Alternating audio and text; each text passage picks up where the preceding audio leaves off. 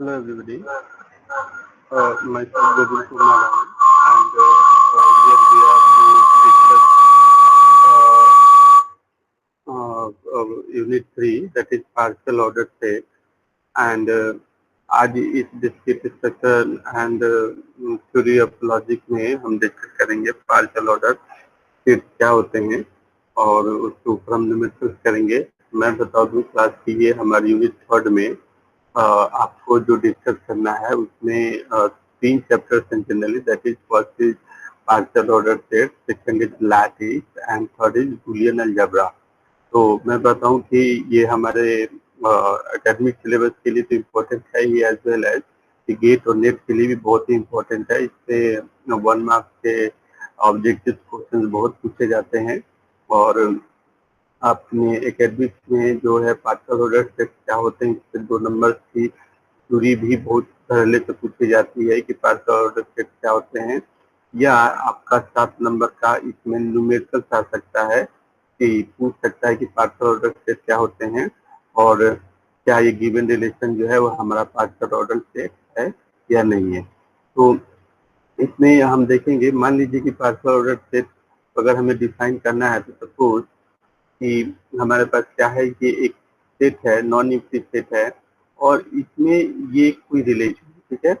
This this sign is basically use for relationship, it is a variable, this sign is a variable and it is being use for showing a relation, ठीक है। तो कोई non Euclid set है जिसके साथ कोई relation given है, तो ये रिलेशन जो है वो हमारा, ये जो पर्टिकुलर रिलेशन है वो रिलेशन एक तो कि हमारे पास क्या है, रिफ्लेक्सिव है, ठीक है, हमारे पास रिफ्लेक्सिव है। दूसरा क्या है, हमारे पास एंटी सिमेट्रिक है, ठीक है, एंटी सिमेट्रिक है। एंड तीसरा क्या है, ट्रांजिटिव है, ठीक है। तो ये अगर ये रिलेशन जो इस सेट के साथ गिवन है ये रिफ्लेक्सिव भी है, एंटी सिमेट्रिक भी है और ट्रांजिटिव भी है, तो ये पर्टिकुलर रिलेशन जो है वो, ये particular relation partial order relation कहलाएगा। और इस पार्शियल ऑर्डर रिलेशन के साथ ये जो सेट का कॉम्बिनेशन है ये पार्शियल ऑर्डर सेट कहलाएगा या सिंपल क्या कहलाएगा, वो सेट कहलाएगा, जैसे कि यहाँ पे दिया हुआ है। तो ये पूरा डिस्कशन जो है या तो हम पार्शियल ऑर्डर सेट कहें या सिंपल फोर सेट कहें, the things are the same, we are talking about the same thing, ठीक है। इस नोटेशन को हम सिंपली, इस नोटेशन से आपके कहीं कहीं बुक्स में आपको देखने को मिल जाएगा, इज सबसेट ऑफ का नोटेशन भी आपको देखने को मिल जाएगा, या सिंपली एस के साथ जो है आर का आपका कॉम्बिनेशन मिल जाएगा, ठीक है। तो ये तीनों चीजें जो है आपस में क्या है, सेम है, बराबर है। ये जो टर्म्स यूज हो रहा है ये रिलेशन को शो करने के लिए यूज हो रहा है, जैसे यहाँ पे इन्होंने रिलेशन आपको एक्सप्लिसिटली लिख ही दिया है कि ये रिलेशन क्या है हमारा, इस सेट के साथ गिवन है, जो कि रिफ्लेक्सिव है, एंटी सिमेट्रिक है और ट्रांजिटिव है। तो क्लास, अब जैसा कि हम लोग पिछले क्लास में डिस्कस कर चुके हैं कि रिफ्लेक्सिव क्या होता है, तो रिफ्लेक्सिव के लिए हम सभी जानते हैं कि if A belongs to S, मान लीजिए जो एस हमारा ये गिवन है, इस एस के साथ अगर कोई ए बिलोंग करता है तो for every a there must be a related to a, ठीक है। क्या होना चाहिए, ए रिलेटेड टू ए होना चाहिए for every A belongs to S, ठीक है। ये हमारी रिफ्लेक्सिबिलिटी के लिए कंडीशन है। तो ये इस तरीके से हम रिफ्लेक्सिबिलिटी देख सकते हैं। हम अगर हम एंटी सिमेट्रिसिटी की बात करें तो एंटी सिमेट्रिसिटी में हम सब जानते हैं कि मान लीजिए ए और बी जो है वो सेट ए से बिलोंग करता है, तो अगर हमारे पास ए रिलेटेड बी गिवन है and B related A given है, तो that must imply that A is equal to B, that must imply that A is equal to B. देखिए क्लास, ये या तो पूरी तरीके से कंडीशन ट्रू है तो भी कोई रिलेशन एंटीसिमेट्रिक है, या ये कंडीशन पूरी तरीके से फॉल्स है तो भी वो रिलेशन एंटीसिमेट्रिक है, या हम कहें कि ये partial order, sorry, partially true है या पार्शली फॉल्स है, तब हम कहेंगे कि वो रिलेशन एंटीसिमेट्रिक नहीं है। ये कंडीशन कंफ्यूजन बहुत जनरेट होता है, तो इस चीज को थोड़ा सा हम दिमाग में रखेंगे कि या तो ये कंडीशन पूरी तरीके से ट्रू है तो रिलेशन हमारा एंटीसिमेट्रिक है, या ये कंडीशन जो है पूरी तरीके से फॉल्स है मतलब ये भी फॉल्स है, ये भी फॉल्स है और ये भी इम्प्लीकेशन भी फॉल्स है, तो हम कहेंगे कि ये रिलेशन एंटी सिमेट्रिक है। लेकिन ये पार्शियल ट्रू है या पार्शियल फॉल्स है तो वो रिलेशन एंटी सिमेट्रिक नहीं होगा, ठीक है। और बात रही आपकी ट्रांजिटिविटी की, तो ट्रांजिटिविटी में हम सब जानते हैं कि ट्रांजिटिविटी क्या होती है कि अगर ए रिलेटेड बी है और बी रिलेटेड सी है तो अल्टीमेटली क्या होना चाहिए, ए रिलेटेड सी होना चाहिए। तो that is this is imply, ये इम्प्लाई क्या कर रहा है कि ए रिलेटेड टू सी है। If A related to B है and B related to C है, ये इम्प्लाई क्या करना चाहिए, ए रिलेटेड टू सी। तो अगर ये तीन चीजें हैं तो हम क्या कर सकते हैं कि कोई रिलेशन क्या है, पार्शियल ऑर्डर रिलेशन। कंफ्यूज मत होइए, इक्विवेलेंस रिलेशन से, क्योंकि इक्विवेलेंस रिलेशन में रिफ्लेक्सिव, सिमेट्रिक और हमें ट्रांजिटिव प्रूफ करना होता है। कोई रिलेशन अगर रिफ्लेक्सिव है, सिमेट्रिक एंड ट्रांजिटिव है तो वो रिलेशन हमारा क्या होगा, इक्विवेलेंस रिलेशन होगा। लेकिन कोई रिलेशन हमारा रिफ्लेक्सिव है, एंटी सिमेट्रिक है और ट्रांजिटिविटी है उस रिलेशन में, तो हम कहेंगे वो पार्शियल ऑर्डर रिलेशन है। क्या कहेंगे हम उसे, पार्शियल ऑर्डर रिलेशन कहेंगे, ठीक है। तो ये चीजें हमारे हमारे साथ आ जाती हैं, ठीक है। जैसे अगर हम न्यूमेरिकल्स की बात करें तो मान लीजिए कि हमारे पास क्या गिवन है कि एक सेट है, non empty set S given है, जो कि itself is the collection of several set, ठीक है। Is a relation, is a collection of set, ठीक है। इसने क्या कहा कि S is a collection of set, ठीक है।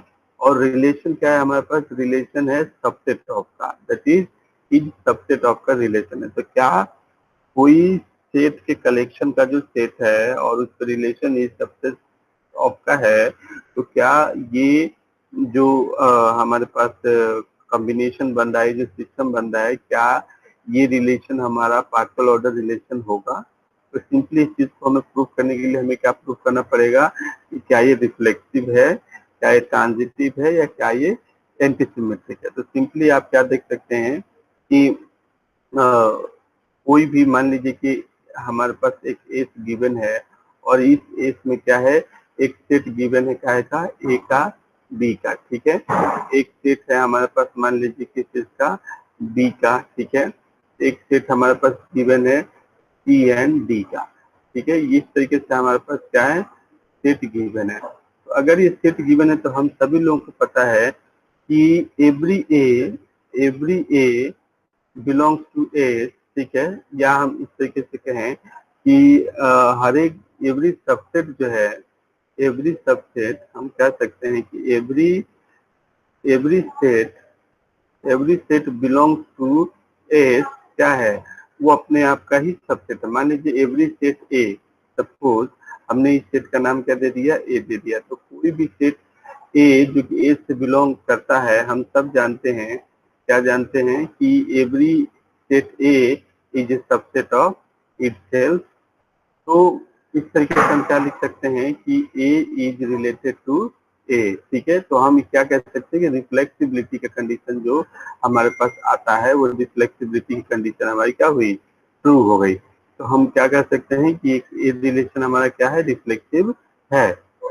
अगर हम एंटी सिमेट्रिक की बात करें तो एंटी सिमेट्रिक में हम क्या देखते हैं कि मान लीजिए कि सिंपल एंटी सिमेट्रिक में हम क्या देखते हैं कि A is a subset of B, है ना।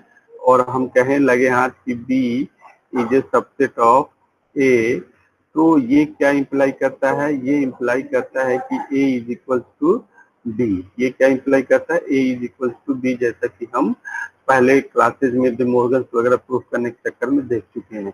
तो इस तरीके से अगर ये है तो ये मस्टली एग्जिस्ट करेगा। इस चक्कर में हम कह सकते हैं कि ये एंटी सिमेट्रिक भी है।